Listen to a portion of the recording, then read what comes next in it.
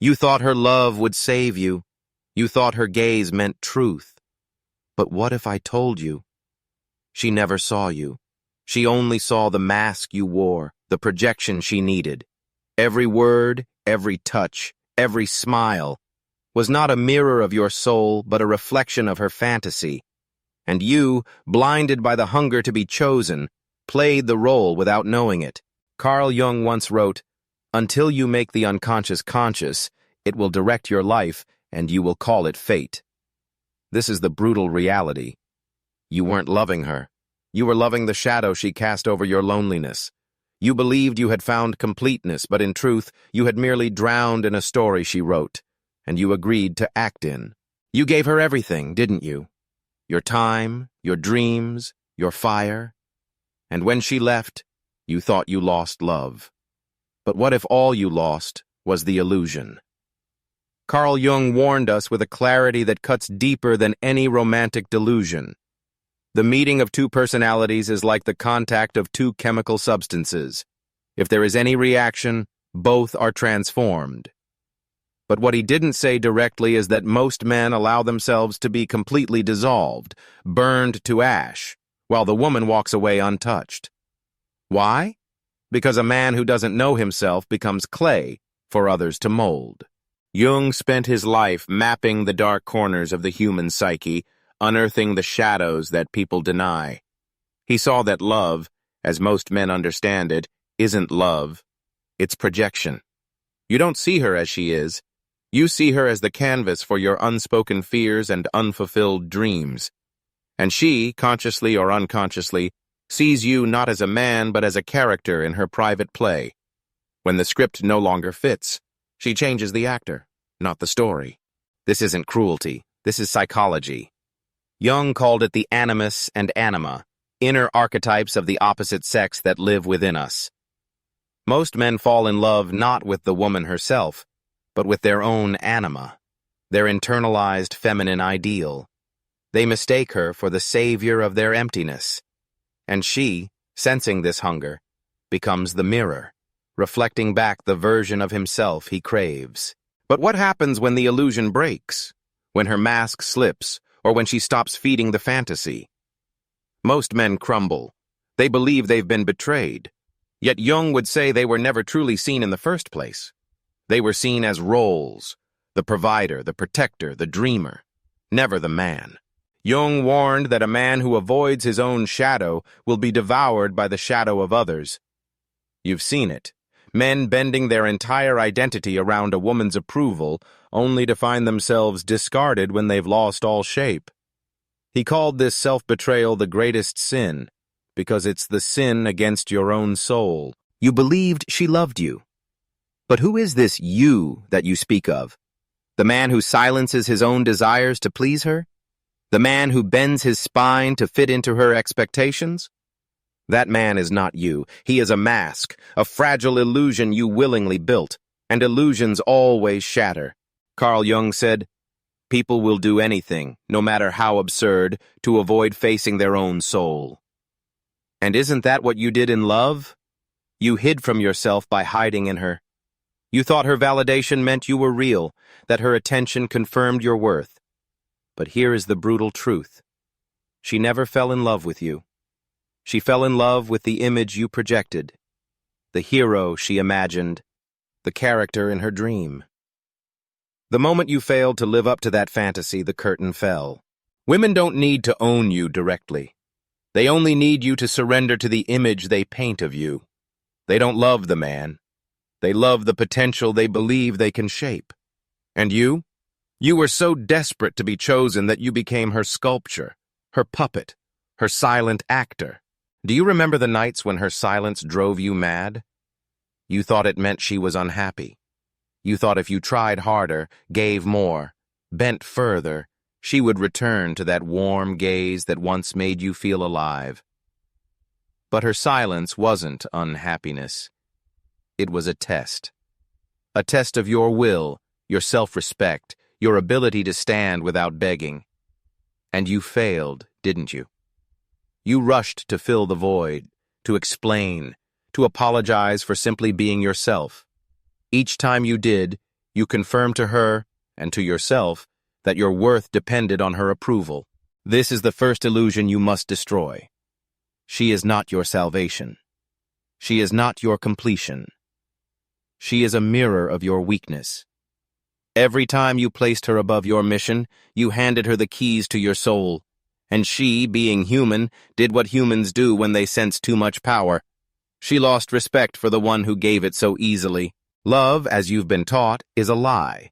They told you love is sacrifice, but they never told you that too much sacrifice turns a man into a servant. They told you love is giving, but never warned you that giving without boundaries makes you invisible. She doesn't admire the man who gives her everything. She admires the man who can say, "This is who I am. Take it or leave it." The illusion shatters when you realize this. She was never holding you. She was holding the version of you that danced to her rhythm. The day you stop performing, she looks away. Not because she is evil, but because her fantasy is over. And now the question is, are you ready to face the man behind the mask? He was an ordinary man, or so he thought. He loved her with everything he had. He worked long hours to build a life, pouring his energy into creating a future they could share. He bought the house. She decorated it. He paid the bills. She filled it with laughter, until one day the laughter stopped. It didn't happen overnight. That's the cruelest part. It was gradual, like the slow dimming of a light you don't notice until the room is almost dark. She started looking at him differently, not with warmth, but with calculation. Her silences grew longer, sharper. He told himself she was just tired, that work was stressing her. So he worked harder, thinking he could love her back to life. But the harder he tried, the colder she became. One night, she didn't come home on time. No text, no explanation. He waited like a dog at the door, telling himself she'd walk in and smile like she used to. When she finally did, her eyes didn't search for him. They looked past him, like he was just another piece of furniture in a house she no longer called home. And then came the words, cold, casual, like a blade slipped between ribs. "I need space." That's what she said. Space. As if all his love, all his sacrifices, all his efforts had crowded her. He begged. Of course he did. Every desperate text, every late-night call, every please was like blood in the water. He thought he was fighting for love, but he was only showing her how easily his soul could be bent. Weeks later, she left. No drama, no tears. She just packed her things and vanished. He stood in the empty house looking at the life he built, and it felt like a hollow stage. He realized something that almost broke him. She had stopped seeing him long before she walked away. She hadn't left a man. She had left an illusion, the version of him that was never real, the version he created to keep her smiling. The pain was unbearable.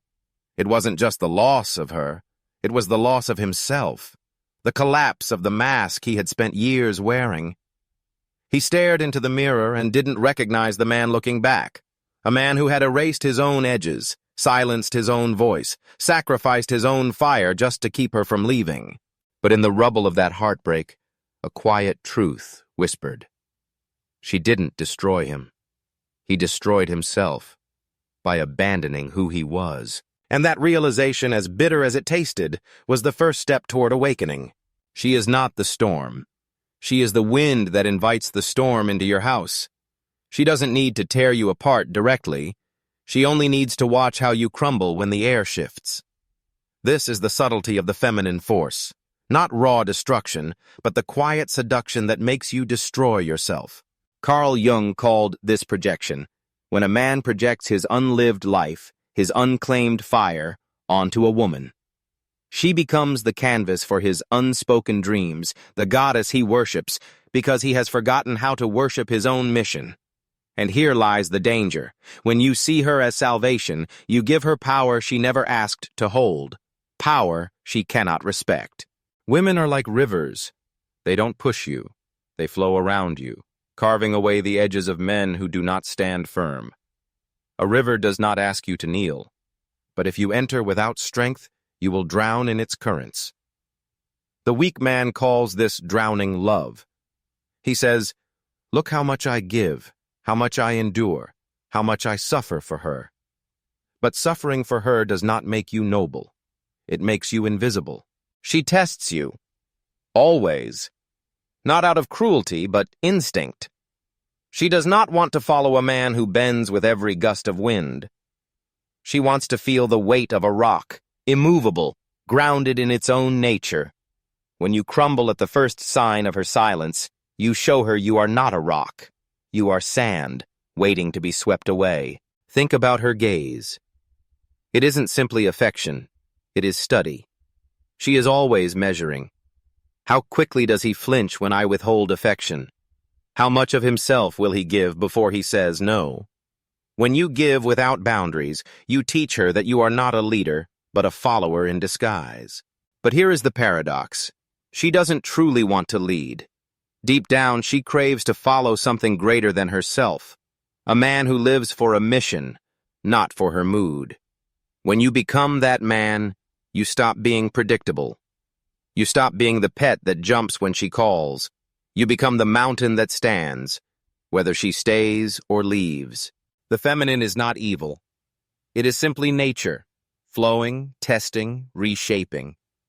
But a man who has not forged himself will mistake that nature for chaos.